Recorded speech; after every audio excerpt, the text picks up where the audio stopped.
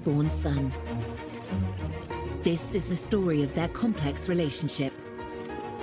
Charles tried to be a more modern parent, but he didn't have the tools because he didn't grow up with them. A shared tragedy defined this father and son. There's this marvellous picture of Harry holding very, very tight to Prince Charles's hand for support. For years, they were close.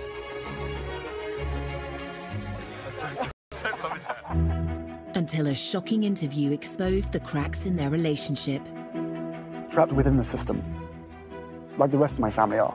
These are seismic statements to make. Charles Hughes felt very exposed by his son. Tonight, royal insiders explain how this relationship fell apart.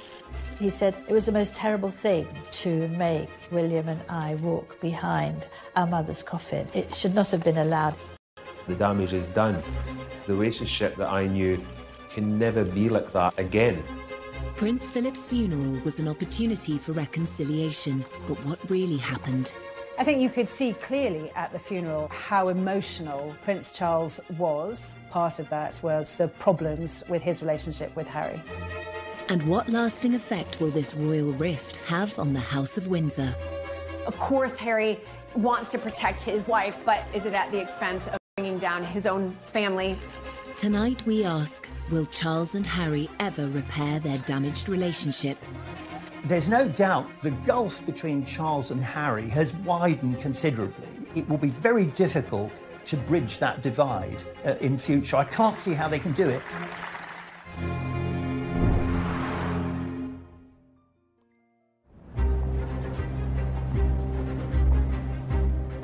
March 2021.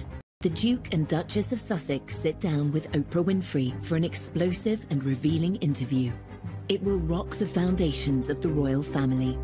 Please explain how you, Prince Harry, raised in a palace, in a life of privilege, literally a prince, how you were trapped. Trapped within the system, like the rest of my family are. My father and my brother, they are trapped. Harry's claims exposed the unhappiness of the couple's life behind palace walls. They also revealed the full extent of his estrangement from his family, particularly his father. The person that was really sort of knocked to the ground in that interview with several punches was Prince Charles. 100%. The takeaway from that interview was that there is a real rift, there is real distance, there's real anger. You could see that it was, but at the same time he wanted to get a message through that he has struggled deeply with what's been going on, and there are definite fractures in the relationship. These are seismic statements to make about one's own family members. And I wonder whether, from Charles's point of view, he would have felt very exposed by his son. The Sussexes' interview with Oprah had echoes of another controversial royal interview, which took place in the 1990s, when Prince Charles spoke frankly about the state of his marriage and confessed to cheating on his wife, Princess Diana. Did you try to be faithful and honourable to your wife when you took on the vow of marriage? Yes, absolutely. And you were? Yes. Until it became irretrievably broken down. In the back of Charles' mind, there would have been a certain amount of guilt because it would have brought up memories of his own attempt way back in 1994 to get the media on his side. So on the one hand, he was being criticised by Harry and was probably very upset by that. But on the other hand, it's very difficult for me to sort of attack him for doing something which I myself did, you know, when I was young. Every single time anybody agrees to one of these huge interviews, they're doing it for one reason and one reason only. They're doing it to put their side across because they assume that when they have done that, everybody will be on their side and love them even more. And we've seen so many times in the past how mistaken that can be. While Charles's interviews stunned the world in the 1990s, his son's revelations may have gone a step further and hurt those closest to him, including his father. There's no doubt the gulf between Charles and Harry has widened considerably. I mean, I think if they're not careful, it will be very difficult to bridge that divide in future. I can't see how they can do it. Grant Harold was a former butler to Prince Charles. He witnessed firsthand the loving bond the royal father and son once had, which has now seemingly been lost. The damage is done, and that makes me sad, because the relationship that I knew, which was a loving, caring, fun relationship, can never be like that again. Prince Harry's decision to speak so candidly was a dramatic move. To understand why it happened, we must return to the beginning of Harry's life and consider events that took place soon after he was born.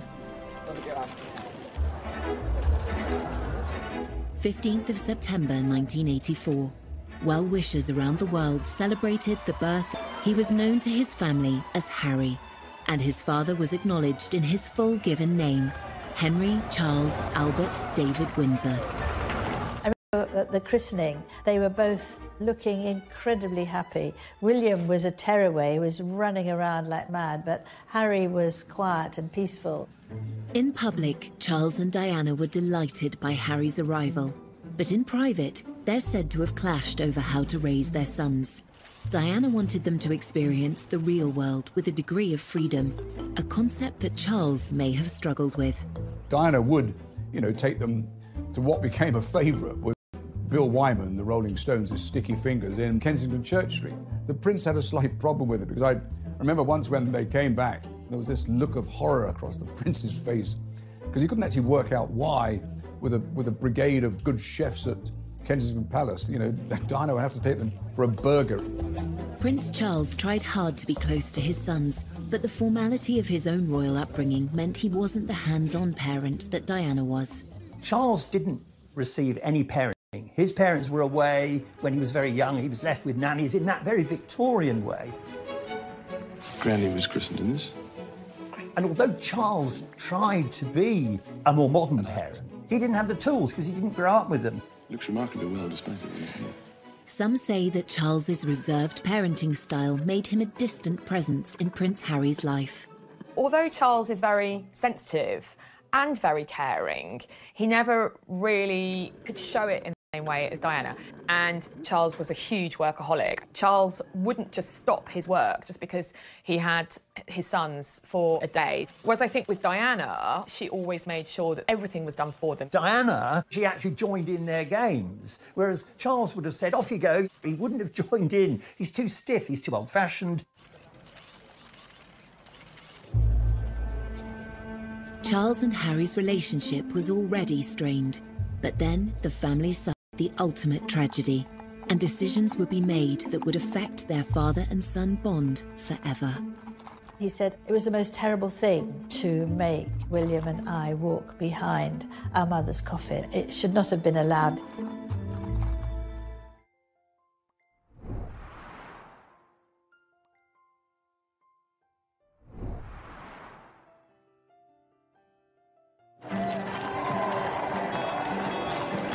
When Prince Harry was born, he and his brother William grew up initially in a happy family unit.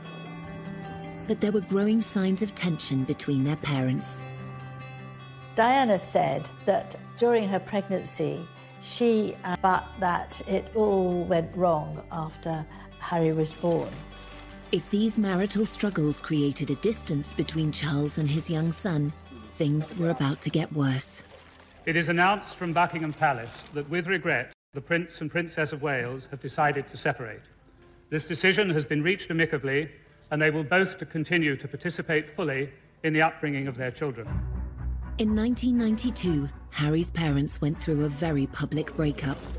The 8-year-old now struggled as he was bounced between Charles's Highgrove estate and Diana's Kensington Palace apartment. What a child wants is stability, structure, and love from their parents. And that kind of constancy gives children a sense of safety. If they're going between two separate households, that can feel very destabilising for a young child.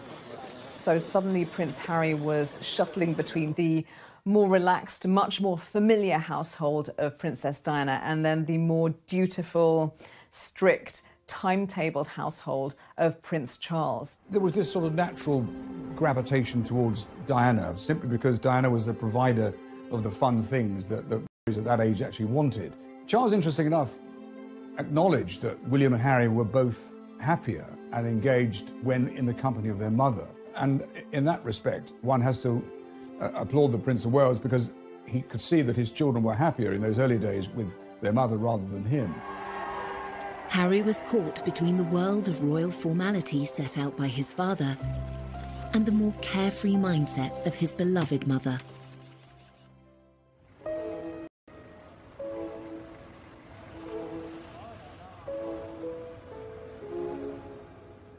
We have reports from Paris that Diana, Princess of Wales, has been killed in a car accident. Prince Harry had been with his father at Balmoral when the news broke of his mother's death in August 1997. Prince Charles tried to offer his young son the support he needed. Charles had this huge responsibility to protect the boys. And there's this marvellous picture of Harry leaning down to look at the notes and the flowers, holding very, very tight to Prince Charles's hand for support. It's a very, very moving moment, I think. In the immediate aftermath of Princess Diana's death, Prince Charles was very protective of his sons. He was determined that William and Harry would be shielded from speculation, from the press, from intrusion, and from people looking at their grief. At the funeral, however, it was a different story on the world. The private mourning of Diana's sons was on full public display. Princess Diana's funeral was one of the, and I say this as someone who was there, it was one of the most extraordinary things, I think, in the last century.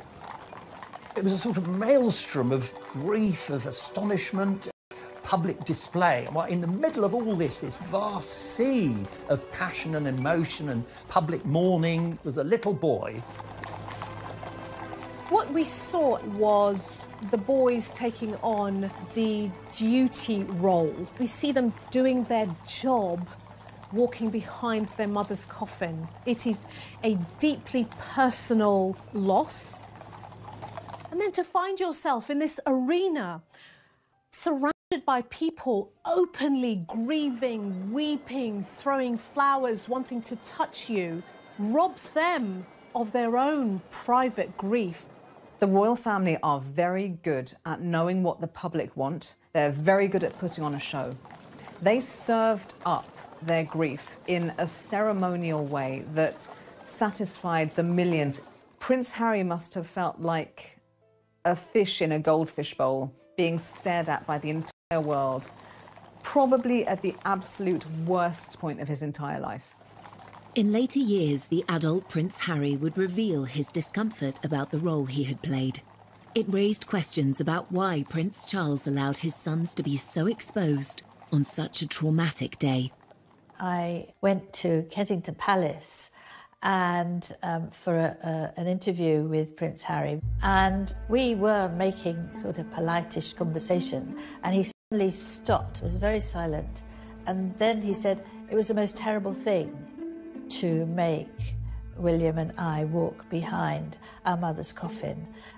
It should not have been allowed." This went worldwide because he'd not really spoken about that before. And looking back on that terrible, tragic day, you realise that he was absolutely right.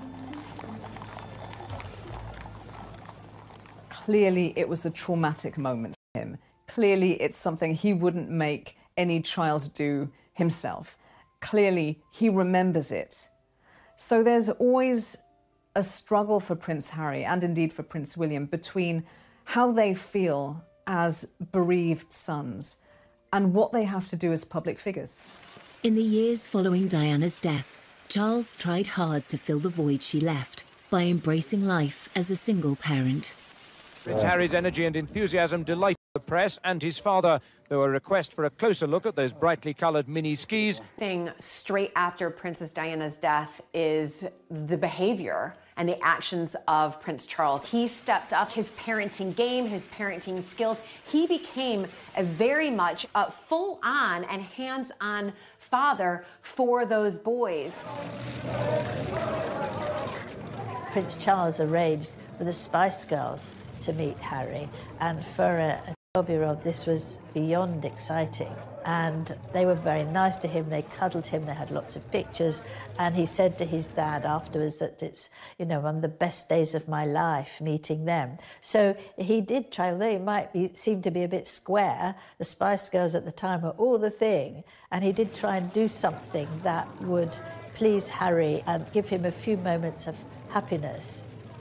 Charles made enormous efforts to do a lot more for the boys, to spend more time with them, to go to various events with them, and that was all to the good. I think that worked very well.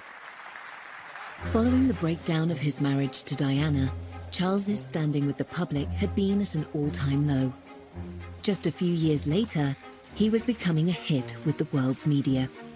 Charles was under so much pressure. He'd been criticised so much through the disintegration of his marriage to Diana. He was very self-consciously promoting this idea of him as being close to the two boys. This was really to try and overturn the earlier image of him as cold and aloof, while Diana was warm and fun.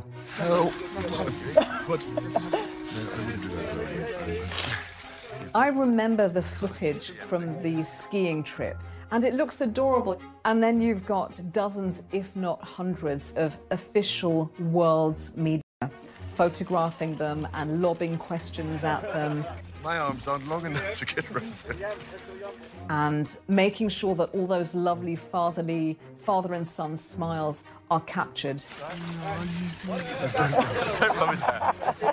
There's always been a huge desire from the press to have photos of Charles and Harry and William. Charles's attitude was very much give them a bit of what they want and then they'll leave us alone. But I'm not sure that Harry was ever as comfortable with that. Unknown by the media, the young Prince Harry's frustrations with royal life were growing. This was compounded by the death of his mother, whom he believed had been hounded by the press.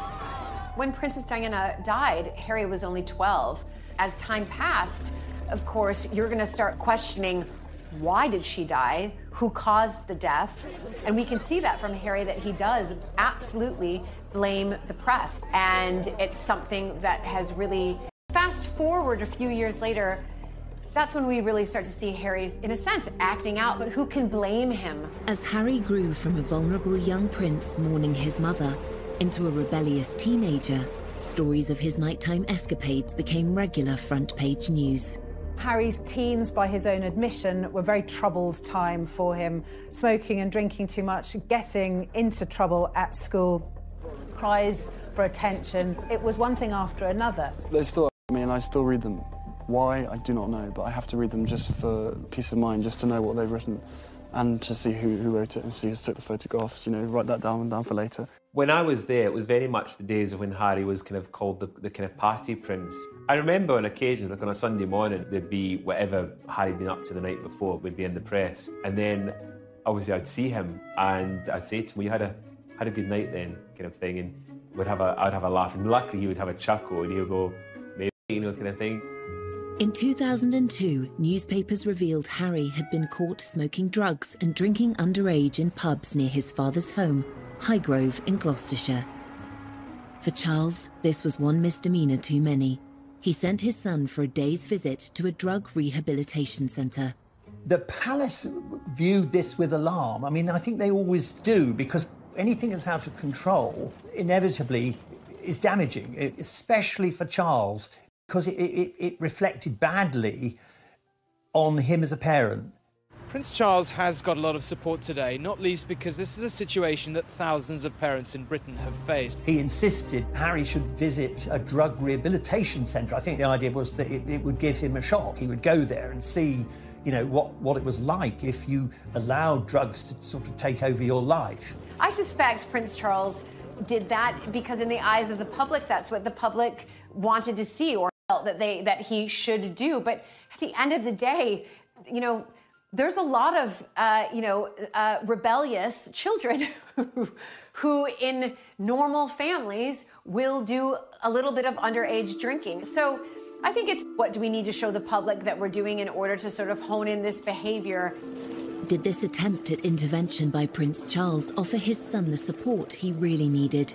I wonder whether, if that's the case, Harry would have felt, you know, shortchanged. You know, what I really need, Dad, is a lot of love, attention, structure. I need more face-to-face time with you because I'm struggling. This is a cry for help. I need you as my parent to step in and help me. So there might have been some tension around what was happening at this point in time.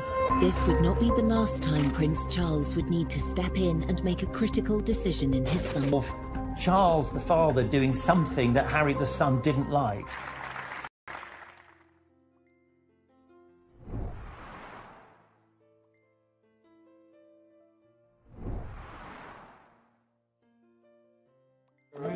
One reason for the decline in the complex father-son relationship between Prince Charles and Harry is the difference in their approach to life and to their royal roles.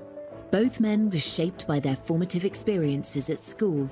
Charles was given a tough, formal education that emphasised duty. He was a sensitive, vulnerable child who was put through this most appalling education to try and toughen him up. From the age of 13, Charles was sent to Gordonston School in northeast Scotland, just as his father had been before him. But the tough regime was ill-suited to the sensitive prince. Prince Charles called it Colditz in kilts, and like a prison sentence. It just wasn't for him. Prince Charles was bullied at school from end to end. He was completely and utterly solidly miserable for the entirety of his time there. By contrast, Harry's school days at Eton were more sedate. Not as academic as his father, he was certainly more popular. Charles likes book learning. He wants to get the answers to his questions by going to the library and studying. Prince Harry's energy is really the opposite. Prince Harry is not shy and retiring or stiff or staid. He's not crusty or dusty. He is naturally athletic. He's naturally outdoorsy. Harry said that he decided very firmly that he wanted to mix with the bad boys, and he played lots of tricks. While Charles attended Cambridge University, Harry's modest academic record did not push him into higher education. Yet both father and son spent time in the armed forces, developing their sense of duty.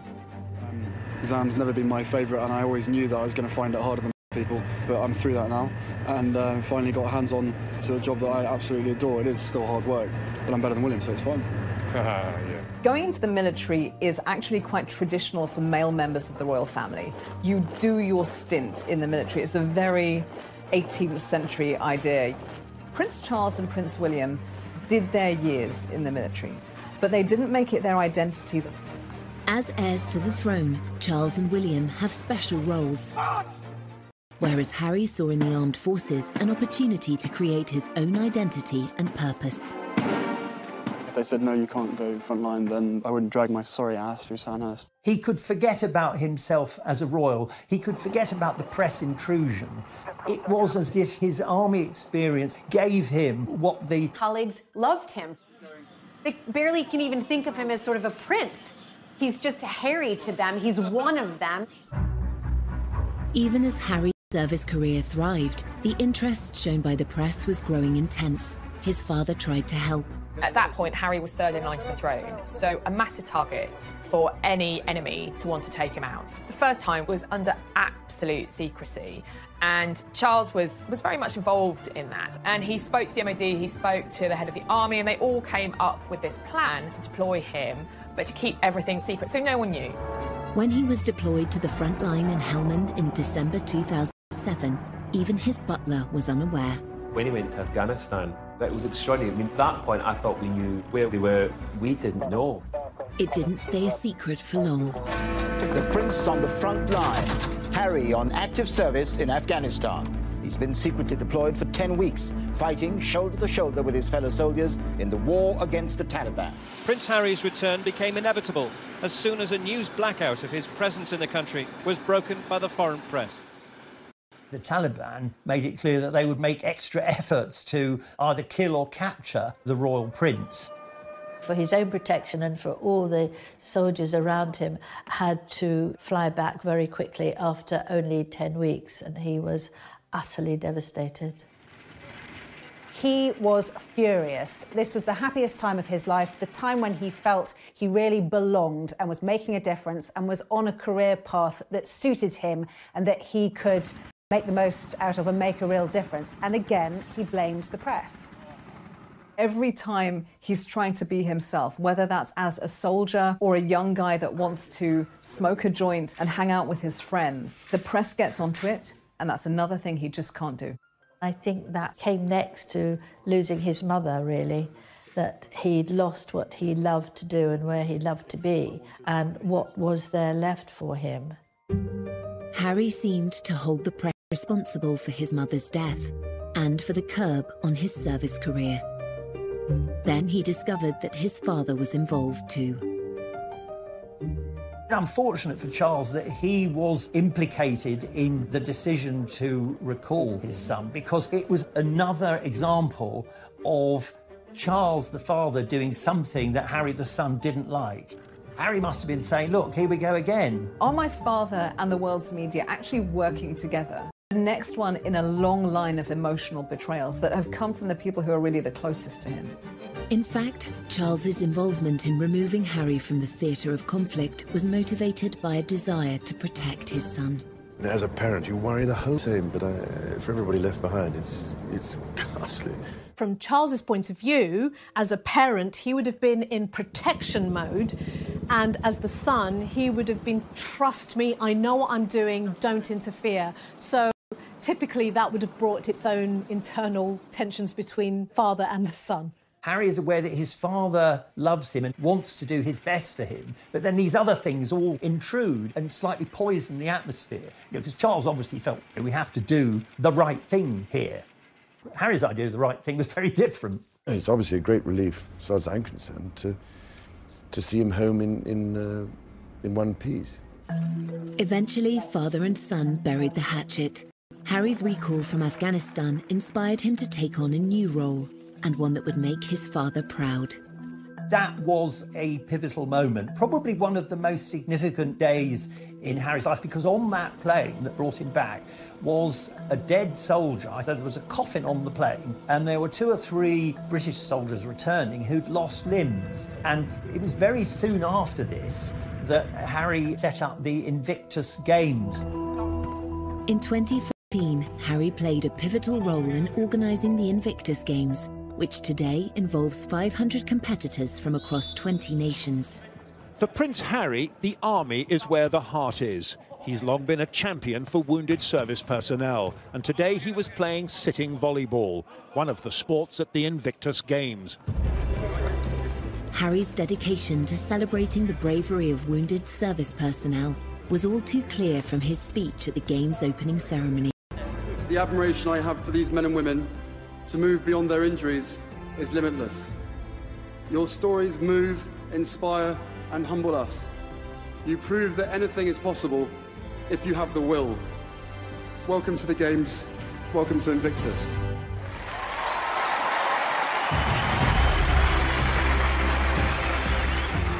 It was to prove a golden period for a now united father and son.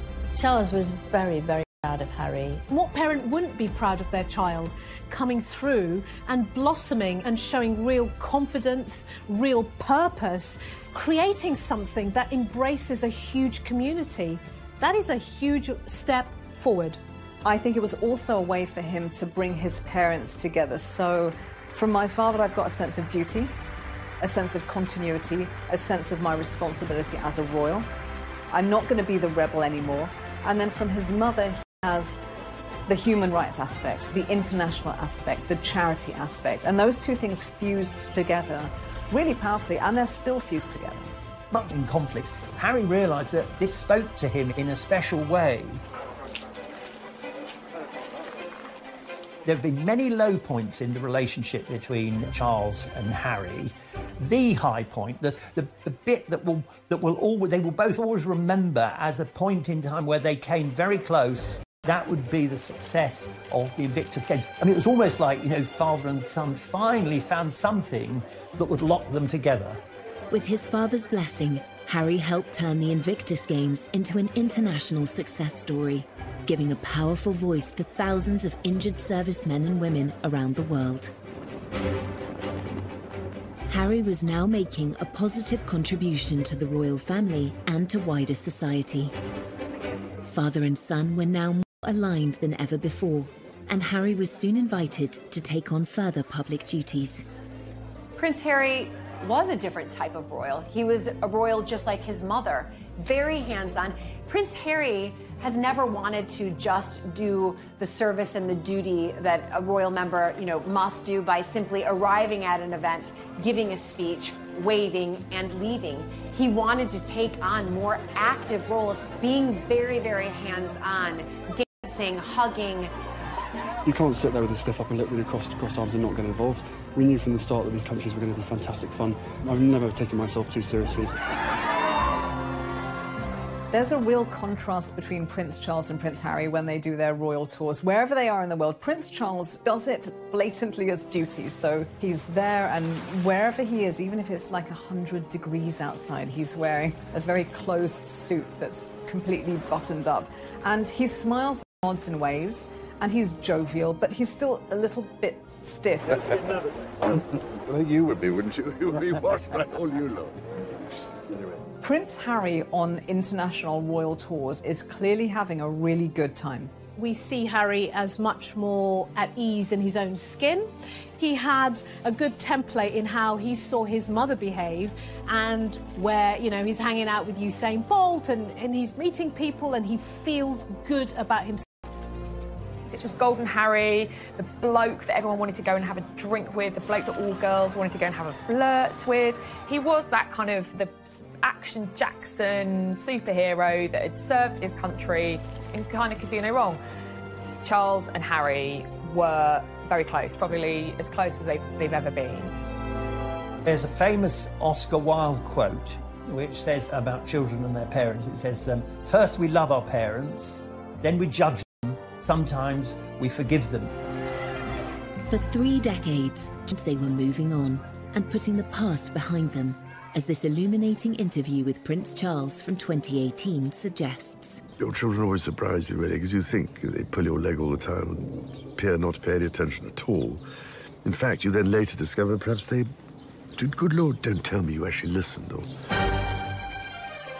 The relationship between Harry and Charles has suffered since 2018. So, from a wedding to a breakup, how did Harry's marriage to actress Meghan Markle lead to father and son going their separate ways?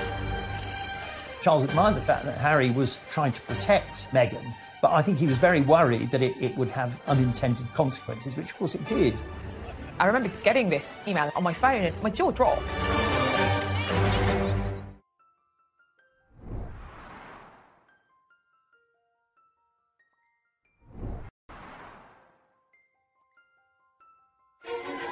Royal history shows that affairs of the heart often clash with responsibilities of the role. In the case of Prince Charles and Prince Harry, adding a love interest to an already complicated father-son relationship had the potential to make matters worse. This is a repeating pattern over generations in the royal family.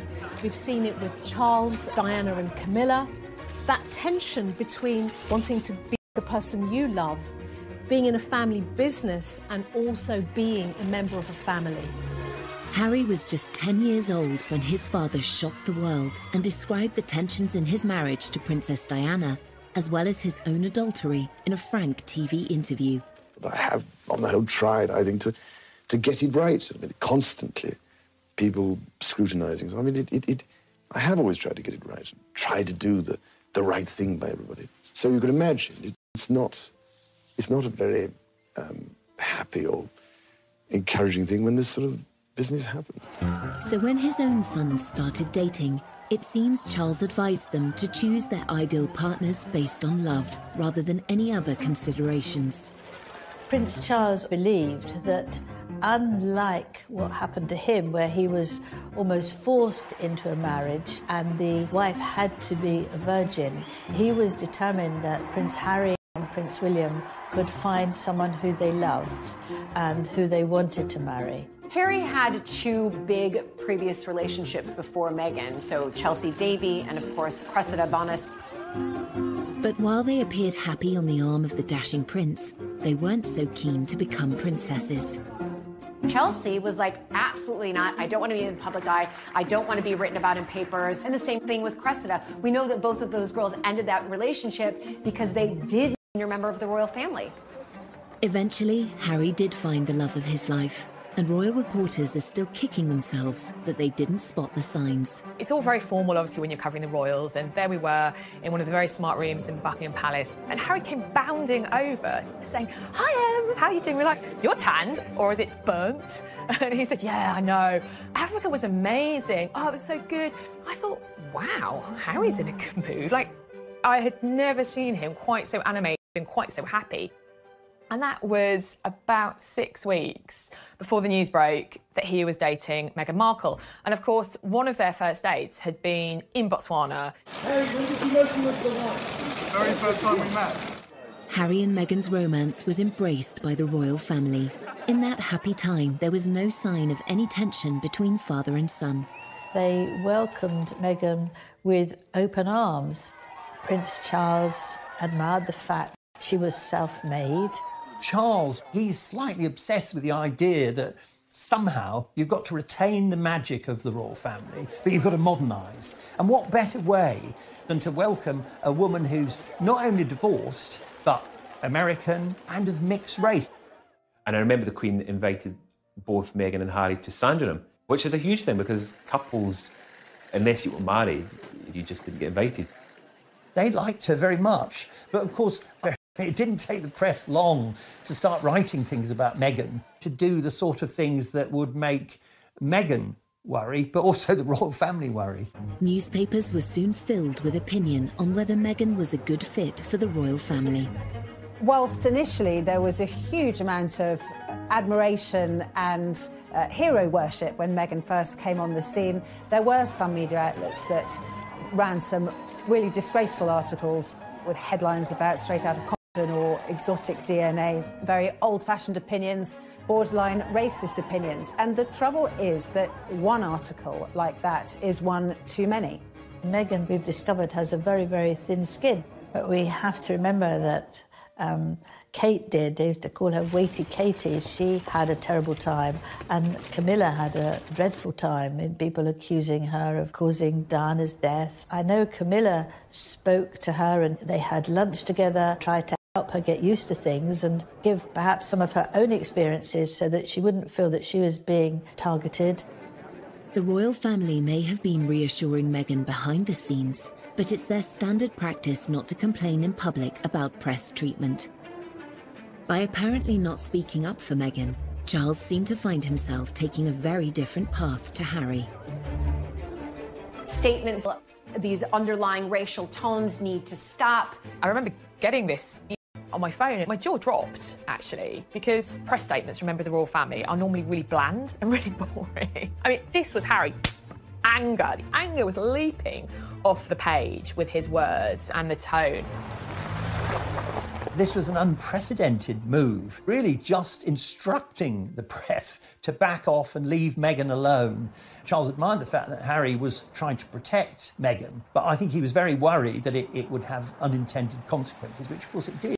Handling the press is like handling gelignite. You know, it's almost impossible to do it safely. Despite Harry's insistence on tackling the press, his relationship with his father appeared stronger than ever. He felt able to ask Charles to play a significant role at his wedding. Meghan's father infamously didn't come to the UK for her wedding because he said he had heart problems and he was in hospital. There was the question of who would walk Meghan down the aisle. Prince Harry asked his father, and what could be better than having the heir to the British throne walk your beautiful bride down the aisle?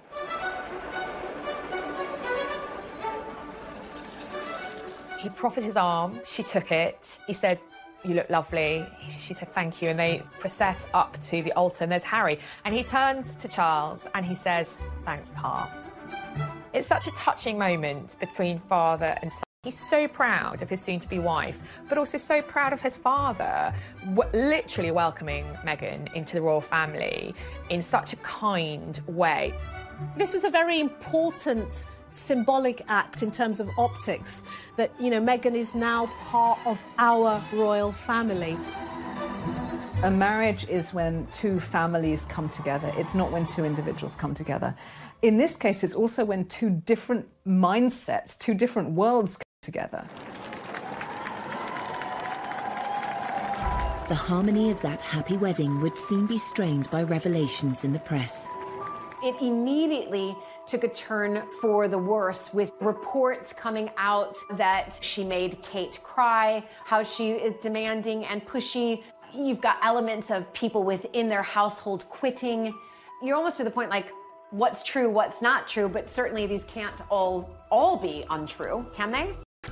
I personally began to see the wheels coming off. Harry was absolutely furious at the leaks, at what was being written. Everyone who knows anything about the press, the more angry you get, the bigger the story. The only way to do it is simply to ignore the press. And of course, Harry was never going to do that. For Harry, years earlier, as he pointed out in the documentary, Harry and Meghan, An African Journey. And part of any job, like everybody, means putting on a brave face and turning a cheek to a lot of the stuff. But again, for me and for my wife, you know, of course there's a lot of stuff that hurts, especially when the majority of it's untrue. I will not be bullied into playing a game that killed my mum. So I will always protect my family, and now I have a family to protect. So he's now thinking, oh my God, the curse is coming around again. It's happening again, one generation on. So decades have passed, but nothing's changed. Everything that she went through and what happened to her is incredibly raw every single day, and that's not me being paranoid, that's just me not wanting a repeat of the past. Harry's perception is that his mother wasn't protected. She wasn't safe when she died. She was being pursued by the paparazzi. She didn't have the security detail that she deserved. If only she'd had what she needed, she may have made it. If Harry harboured a belief that Charles could have done more to protect Diana, resentment would certainly have resurfaced when his father chose not to defend Meghan publicly. Harry, he was like, enough is enough. I'm not standing for this anymore. And he also couldn't understand, and indeed she couldn't understand, why members of his family, particularly his father, were not standing up and saying, you know what, this is unacceptable. Father and son may have been at odds, but the famously close relationship between William and Harry still seemed unbreakable. Every year we get closer. The one person on this earth who I can actually really, you know, we can talk about anything and we understand each other and we give each other support. Yet by 2019, even this sibling bond was under strain, and the world had its first hint of another royal rift. We'll always be brothers, and we're certainly on different paths at the moment. I will always be there for him, and as I know he'll always be there for me. As brothers, you know, you have good days, you have bad days. We know over the last several years, really since he married Meghan, that the relationship between William and Harry has been very rocky indeed. Prince Harry's determination to defend his wife whilst his father and brother stayed silent seemed to drive a wedge through the family. Protecting his marriage and protecting his wife were his number one priorities. We know that many members of the royal family feel that service and duty to the crown and to the royal family are their number one priorities, and there's a clear difference there. It's sad for me because when I... And then came a bombshell revelation that would lead to the biggest split in the royal family for 80 years. Can you put up with this? Was it surprising to them? Probably not. Were they happy about it? Definitely not.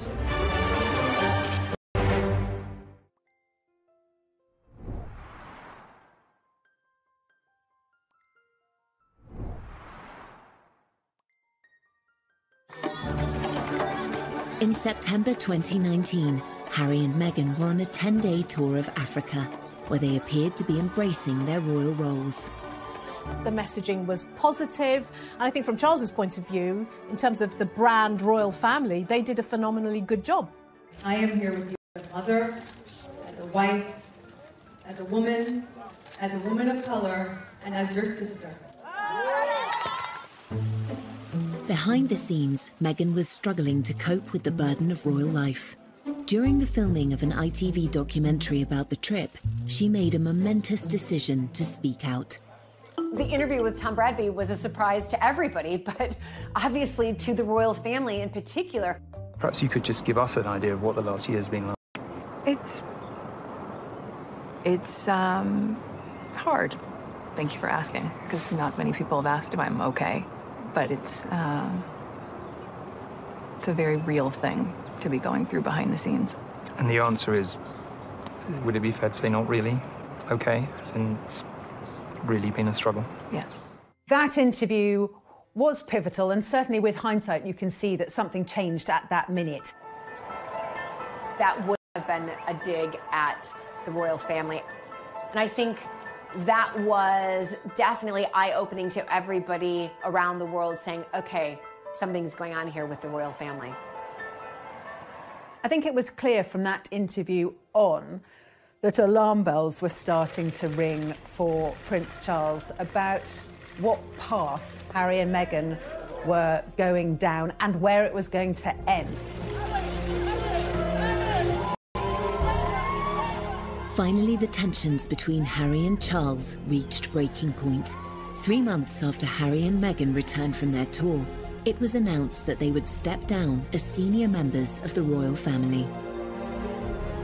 In the run-up to Harry and Meghan leaving royal duties and then leaving the country, there were frantic conversations. I think Charles was desperate for his son not to do anything rash. I think Harry felt, oh, here again, my father's trying to stop me being free. Within the royal family. It's a huge monarchy. You can't just say, right, you can go tomorrow. There's lots of complications to senior royals leaving. And the Queen and Prince Charles were working out how to do this. Harry then published an announcement on his Instagram page, sparking a worldwide media frenzy. We had Harry announcing, that he wanted to step back, the Queen responding. The Queen shouldn't be responding, it should really be the other way around. Pretty much at every stage, they seemed to jump the gun. They seemed to do things out of order, to not follow proper etiquette. I think ultimately that's how the relationship between Harry and Charles broke down. It is one of the biggest constitutional crises to hit the family, because this suddenly saw a massive breakdown in communication between senior members of the family. It was clear there was something seriously wrong. I think Charles was pretty devastated by the departure for a number of reasons. He'd lost a son, he'd been unable to protect that young couple and keep them within the fold and keep them working for the royal family. Prince Charles had committed himself to a life of royal service, but his son was stepping away from his. Inevitably, this created a further divide between them. The motto is almost duty first and all the other stuff follows. Now, when you now live in a world where you start to put your own needs and wants ahead of duty, this is where the tensions arise, because the rest of the family is saying, well, this is a business. Charles knew over the years how unpopular it's been to have the royal family too big, too costly, too many members who nobody's ever heard of. So he wanted to slimline the royal family. So it was no surprise when his son wanted not only to be not a working royal anymore, but to be half in, half out. That was never going to wash. It seems yet again that Harry didn't receive the support he'd hoped for. You've got here the tension between being a parent and also the child's boss. And here's where the boundaries get very blurry and very messy. His withdrawal from royal duty was never going to be easy, but the sacrifice Harry had to make was far greater than he imagined. He has lost his royal titles. He's lost security privileges. He's lost a lot of money and patronage. He lost all of his military appointments, which he worked for 10 years to build up. When Harry first spoke out about the decision, he expressed his disappointment that his family were unable to compromise. It brings me great us that it has come to this. Our hope was to continue serving the Queen, the Commonwealth. That wasn't possible. I think he'd have found it upsetting because he doesn't just do them because it's duty, it's because he's passionate. He loves these things. For Charles, as with the Queen, the monarchy always comes first. Harry seemed to struggle with this idea. Charles will have known that that was going to damage their relationship, but he will have put what he saw as the greater good of the monarchy and the royal family above his personal relationship with his son. Once again, Charles's silence was deafening, but there was a high price to pay. The rift between father and son was growing, and soon the whole world would know about it. Prince Charles loves Harry, but there comes a time when you have to say enough is enough, and that was it.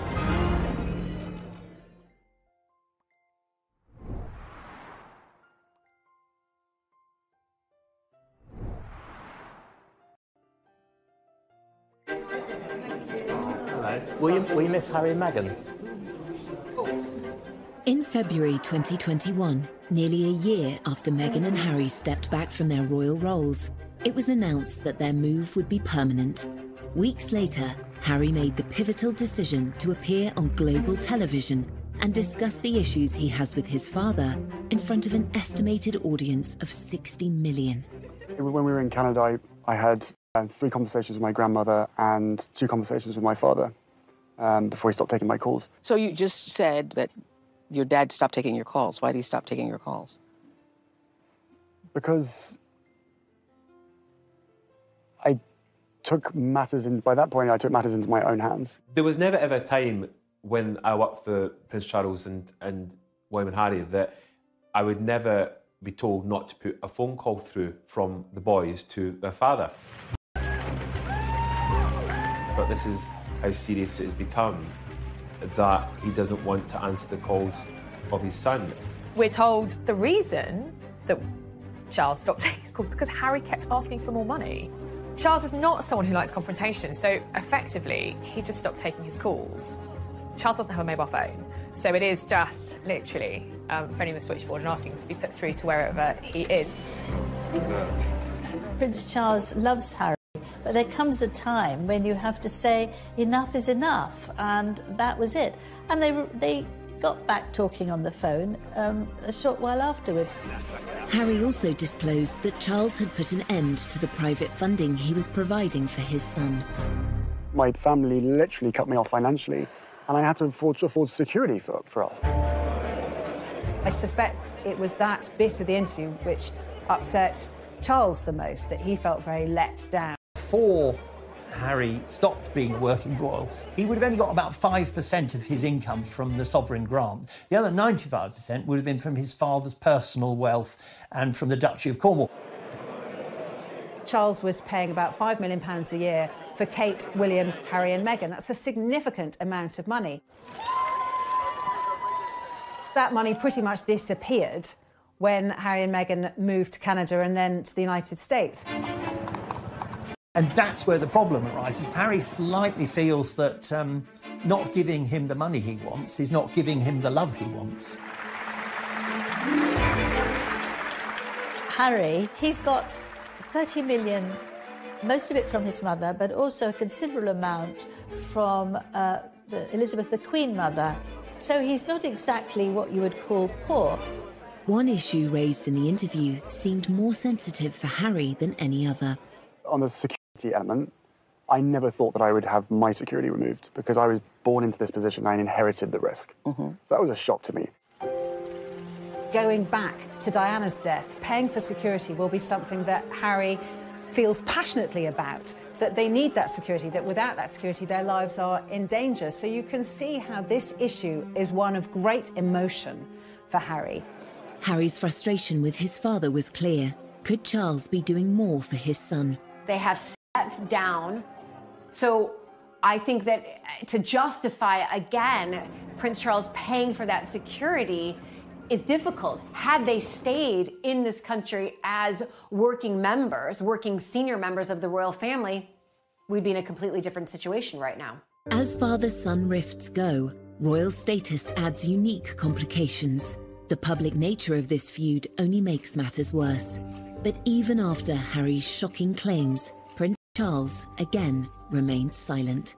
Harry knows very well that the Queen, his grandmother, aged nearly 95, and his father, who has followed in her footsteps, believe in the motto, never complain, never explain. So he would know absolutely that they couldn't come back and say what the truth was, or give even their side of the truth. But we know that in private, he let it be known that he felt very let down by the interview. After the interview, Gayle King, who has become a close friend of Harry and Meghan's, she said on her morning show that Harry had spoken to his father and his brother after the interview, but talks have been unproductive, which I think only really added fuel to the fire. William and Charles thought, whatever. The claims that Harry made about his father could have a serious effect on the monarchy, which Charles has worked so hard to protect. It can be damaging. That's the reality. That interview overnight could have changed the public opinion of the family. Of course, Harry wants to protect his family, his wife and his child and his unborn child, but at what expense? Is it at the expense of bringing down his own family that he's known for 36 years? In the midst of his many grievances, Harry made an emotional admission to Oprah Winfrey of his hope for a reconciliation. Of course, I will always love him, but there's a lot of hurt that's happened, and I will continue to make it one of my priorities to try and heal that relationship. With the recent passing of the Duke of Edinburgh, could the shared loss in the family become an opportunity? Before the Duke of Edinburgh's funeral, Harry wrote Charles a letter. Charles is a prolific letter writer and actually prefers letter writing to all other methods of communication. And Harry wrote Charles a letter, I think partly apologising for Oprah, but I think wanting to explain. From Harry and Meghan's point of view, they felt that none of the royal family were listening to them. That was partly one of the reasons they had to literally walk away. And of course, at the Duke of Edinburgh's funeral, that was the first time that William and Charles had seen Harry for an entire year.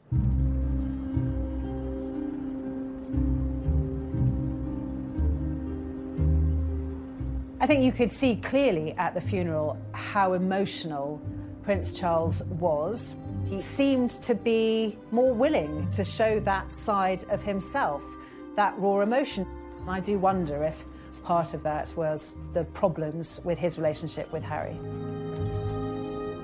The Prince of Wales, I think he's anxious, like any father, to put right what is wrong.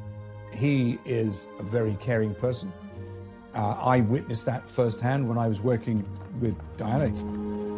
Whatever protocols he abides by, which he does, of course, he will have an undying desire to make sure that his children are safe and happy. Charles's last-minute decision to break with protocol and have his family leave the chapel walking side by side rather than being driven seemed to be a positive step in rebuilding bridges. I think that this was probably done to try to force some conversation and perhaps repair some of those relationships that we know are not thriving at the moment. We're told Harry and William haven't spoken back up to Windsor Castle, and then the feed cut. And we're told that Charles also spoke to Harry, his younger brother, and to William when they were in the quadrangle of Windsor Castle. But I'm told that, yes, the three of them did talk, and it was kind of baby steps to repairing those fractured relationships. Well, it is often said that funerals are moments of reconciliation, and that is a sight, let's be honest, that many people really wanted to see, not least those in the family themselves. Whether that's just a starting point to fix the relationship will, of course, depend on what happens behind closed doors. After all that's happened, can the bond between Harry and Charles ever be repaired?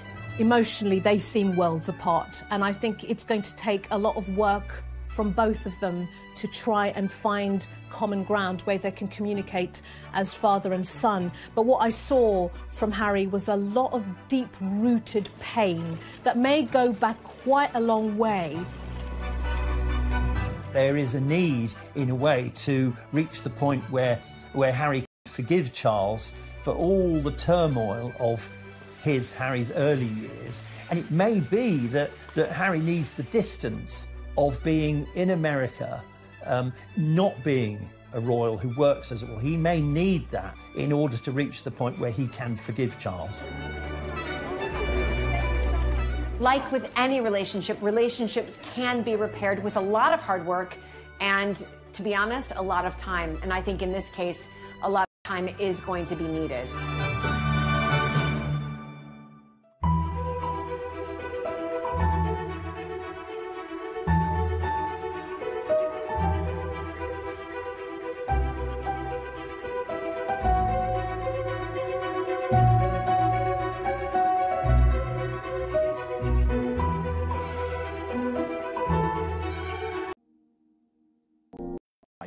When you took on the vow of marriage? Yes, absolutely.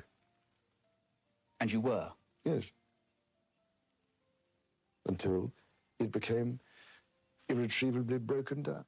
In the back of Charles' mind, there would have been a certain amount of guilt because it would have brought up memories of his own attempt way back in 1994 to get the media on his side. So on the one hand, he was being criticised by Harry and was probably very upset by that. But on the other hand, it's very difficult for me to sort of attack him for doing something which I myself did, you know, when I was young. Every single time anybody agrees to one of these huge interviews, they're doing it for one reason and one reason only.